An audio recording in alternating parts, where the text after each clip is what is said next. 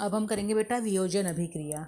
वियोजन या अपघटन। देखो अपघटन में क्या होता है, संयोजन में हमने देखा जुड़ना, दो या दो से अधिक अभिकारक जुड़ते हैं, और विघटन में उससे उल्टा होता है। आप देखोगे एक अभिकारक होगा और वो दो या तीन उत्पादों में बढ़ जाएगा। जैसे यहाँ पर इन्होंने हमें एक एक्टिविटी भी दी हुई है, उसको भी हम पढ़ते हैं आगे कि एक टेस्ट ट्यूब में क्वथन नली में फेरस सल्फेट के क्रिस्टल लेने FeSO4 और उसको गर्म करना है। ठीक है, इसमें हमने FeSO4 के क्रिस्टल डाले, क्रिस्टल होते हैं छोटे छोटे टुकड़े, उसको गर्म किया। फिर हमने, अगर हम इसे गर्म नहीं करेंगे तो कोई रिएक्शन नहीं होगी, वो तो ऐसे ही रहेगा। तो जब हमने फेरस सल्फेट को गर्म किया तो देखो बेटा क्या बना, फेरिक ऑक्साइड बना, SO2 सल्फर डाइऑक्साइड और SO3 सल्फर ट्राइऑक्साइड गैस बनी। तो देखो एक अकेला अभिकारक, ये उल्टे हाथ पे है, लेफ्ट हैंड साइड पे अभिकारक होते हैं और राइट हैंड साइड पर होते हैं हमारे उत्पाद। तो यहाँ पर इस अभिक्रिया में एकल अभिकर्मक टूटकर छोटे छोटे उत्पाद प्रदान करता है, यह एक वियोजन अभिक्रिया है। अब इसमें बेटा जो क्योंकि ये एक रासायनिक अभिक्रिया है, तो आप ये देखोगे, हमें पता है रासायनिक अभिक्रिया में रंग में भी परिवर्तन आता है। तो ये जो फेरस सल्फेट होता है, ये जो इसके क्रिस्टल होते हैं ये हरे रंग के होते हैं, इसका हरा रंग होता है, लेकिन जब इसको गर्म किया जाता है तो फेरिक ऑक्साइड में बदल गया, इसका भूरा रंग होता है। ठीक है, अब इस अभिक्रिया में देखो बेटा क्या हुआ, हमें ऊष्मा देनी पड़ी है। ठीक है, अभी जो हमने पीछे पढ़ा था ऊष्माक्षेपी अभिक्रिया, संयोजन अभिक्रियाएं ज़्यादातर ऊष्माक्षेपी होती हैं, और ये जो वियोजन या अपघटन जो क्रियाएं होती हैं वो ऊष्मा शोषी होती हैं। शोषण, ऊष्मा का शोषण करने वाली, सोखने वाली होती हैं। क्यों? क्योंकि उसके बिना रिएक्शन हो ही नहीं पाएगी। ठीक है, तो इन्होंने एक और उदाहरण दिया है, ऊष्मा देने पर कैल्शियम कार्बोनेट आपको पता होना चाहिए, CaCO3, जिसे चूना पत्थर या संगमरमर भी कहा जाता है। जब इसको गर्म करते हैं तो कैल्शियम ऑक्साइड और कार्बन डाइऑक्साइड गैस निकलती है। ठीक है, अब ये जो CaO है, कैल्शियम ऑक्साइड, इसको बिना बुझा हुआ चूना कहते हैं। ये बुझा हुआ लिखा है यहाँ पर, बुझा हुआ नहीं, बिना बुझा हुआ चूना कहते हैं।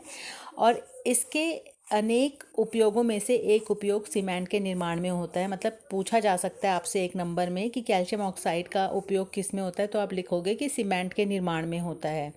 बेटा जो एक नंबर के क्वेश्चन आते हैं वो ऐसे बीच बीच में से आते हैं, तो आपको ढंग से पढ़ना है पूरा अपना। अब ऊष्मा के द्वारा की गई वियोजन अभिक्रिया को ऊष्मीय वियोजन कहते हैं। देखो अब वियोजन में भी तीन ये आपको देंगे। ऊष्मीय वियोजन, ध्यान देना बेटा, ये पहला है ऊष्मीय वियोजन। ऊष्मीय वियोजन मतलब जो गर्मी ऊष्मा देने के कारण हुआ उसको बोलते हैं ऊष्मीय वियोजन। तो एक अन्य उदाहरण दिया जा रहा है आपको जिसमें कि गर्मी देने से ही वियोजन अभिक्रिया होगी, वो यहाँ पर है। ठीक है, इस अभिक्रिया में वो क्या कह रहे हैं, एक क्वथन नली में 2 ग्राम लेड नाइट्रेट का चूर्ण लेना है। अब लेड नाइट्रेट क्या हुआ, लेड होता है Pb और नाइट्रेट होता है NO3। तो एक, जैसे पहले हमने अभी फेरस सल्फेट का लिया था पिछले वाले उसमें, अब इसमें इन्होंने लिया है लेड नाइट्रेट का क्रिस्टल लिए हैं, इन्होंने एक चूर्ण लिया है क्वथन नली में। क्वथन नली आपको पता चल गया। अब क्वथन नली ये है बेटा टेस्ट ट्यूब, ये वाली। ठीक है, अब क्या हुआ, इसमें लेड नाइट्रेट का चूर्ण लिया, फिर इसको गर्म किया। ठीक है, तो क्या होगा बेटा, एक तो बनेगा lead oxide PbO, nitrogen dioxide gas निकलेगी और ऑक्सीजन गैस निकलेगी। ठीक है, अब इसके रंगों में क्या परिवर्तन होगा, ये जो लेड नाइट्रेट है ये सफ़ेद रंग का होता है ये सफ़ेद रंग का है। और जब इसको गर्म किया जाता है, तापन मतलब जब इसको ताप दिया जाता है तो लेड ऑक्साइड बन जाता है, जो हल्का पीला सफ़ेद होता है। मतलब आप देखो ना, पीले में सफ़ेद रंग मिला दो तो अलग से पता चलता है ना। और नाइट्रोजन डाइऑक्साइड गैस बनती है और ऑक्सीजन। तो देखो ये विस्थापन अभिक्रिया हो गई, एक अभिकारक है उससे 1 2 3 उत्पाद बने हैं। और ये किस वजह से हुआ है, क्योंकि इसमें गर्मी दी गई है, ऊष्मा दी गई है। तो ये ऊष्मीय वियोजन का उदाहरण है, याद रखना बेटा, ये वाला ये ऊष्मीय वियोजन है। अब आपको एक दूसरा वियोजन दिया गया है जो कि विद्युत धारा से होता है, विद्युत धारा प्रवाहित करने पर। इसमें क्या किया गया है,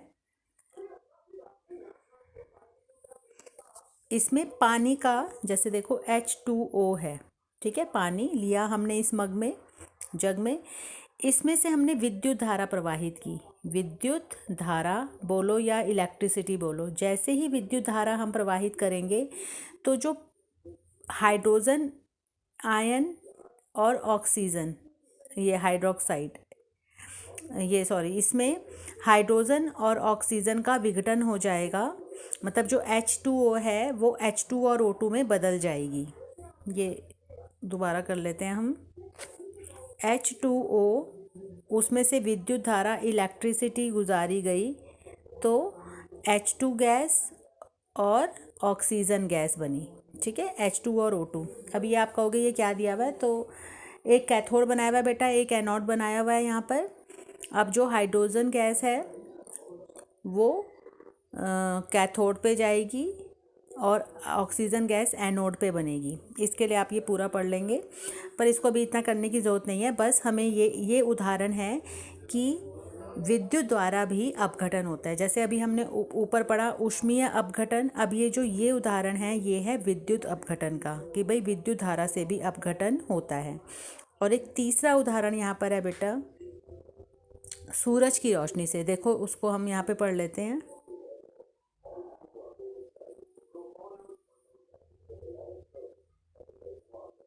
यहाँ पे क्या किया है बेटा, देखो एक चाइना डिश में 2 ग्राम सिल्वर क्लोराइड लिया। सिल्वर क्लोराइड, सिल्वर होता है Ag और क्लोरीन होता है Cl, तो सिल्वर क्लोराइड ले लिया, इस चाइना डिश में रखा हुआ है, और उसको सूरज की, इस चाइना डिश को थोड़ी देर के लिए सूरज के प्रकाश में रखा गया है। थोड़ी देर पश्चात सिल्वर क्लोराइड के रंग को देखिए, ठीक है। तो क्या रिएक्शन हुई है, सूरज के प्रकाश की उपस्थिति में क्या हुआ, जो ये सिल्वर क्लोराइड था AgCl, वो किस में बट गया, Ag और Cl2 में। अब ये जो क्लोरीन है, ये जो Cl2 है, ये गैस है, ये तो उड़ जाएगी, ठीक है, और इस चाइना डिश में सिर्फ ये सिल्वर रह जाएगा, ठीक है। और अब ये जो सिल्वर है, आपको पता है Ag, ये सिल्वर जो है, सिल्वर का कलर कैसा होता है, उसको हम बोल देते हैं, पहले जो सिल्वर क्लोराइड है ये तो सफ़ेद रंग का होता है, और जब ये सूरज की रोशनी में रखा गया और सिल्वर बन गया तो हम इसको धूसर, आपको पता है सिल्वर का क्या कलर होता है, ठीक है। ऐसे ही सिल्वर ब्रोमाइड के साथ भी होता है। सिल्वर ब्रोमाइड को अगर सूरज की रोशनी में रखेंगे तो फिर वही होगा, ब्रोमीन गैस निकल जाएगी, सिल्वर ब्रोमाइड, इस पे जब सूर्य का प्रकाश पड़ेगा कुछ देर बाद ब्रोमीन गैस बनेगी, वो तो उड़ जाएगी और चाइना डिश में सिर्फ सिल्वर रह जाएगा। तो हमने देखा कि वियोजन अभिक्रिया में, अच्छा पहले यहाँ पे एक नंबर का और क्वेश्चन आता है बेटा, ऊपर दी गई अभिक्रिया का उपयोग, ये जो 2 अभिक्रियाएं हुई हैं इनका उपयोग श्याम श्वेत फोटोग्राफी में, श्याम श्वेत मतलब ब्लैक एंड वाइट फोटोग्राफी में किया जाता है। तो यह किस प्रकार की ऊर्जा के कारण वियोजन हुआ, ये हुआ प्रकाश, सूर्य के प्रकाश का। तो हमने देखा वियोजन 3 तरीके से हुआ है। एक तो ऊष्मीय वियोजन, जब हमने गर्मी दी थी, है ना, जलाया था उसको। दूसरा हुआ विद्युत धारा से अपघटन और वियोजन, और मतलब विद्युत धारा से वियोजन। और तीसरा है सूर्य के प्रकाश से वियोजन। तो यहाँ पे लिखा हुआ है बेटा, हमने देखा कि वियोजन अभिक्रिया में अभिकर्म कारकों को तोड़ने के लिए या तो ऊष्मा की ज़रूरत है, या प्रकाश की, या विद्युत की ज़रूरत है। इन अभिक्रियाओं में ऊर्जा अवशोषित होती है, मतलब वो ऊर्जा को लेते हैं, तो इनको बोलते हैं ऊष्माशोषी अभिक्रिया। तो अगर पेपर में आता है कि ऊष्माशोषी अभिक्रिया क्या है, तो आप बताओगे कि ऊष्माशोषी अभिक्रिया वो अभिक्रिया जिसको करने के लिए ऊष्मा की या ऊर्जा की ज़रूरत होती है। और अगर आपसे उदाहरण पूछा जाएगा तो कोई भी एक उदाहरण आप इन तीनों में से दे सकते हो।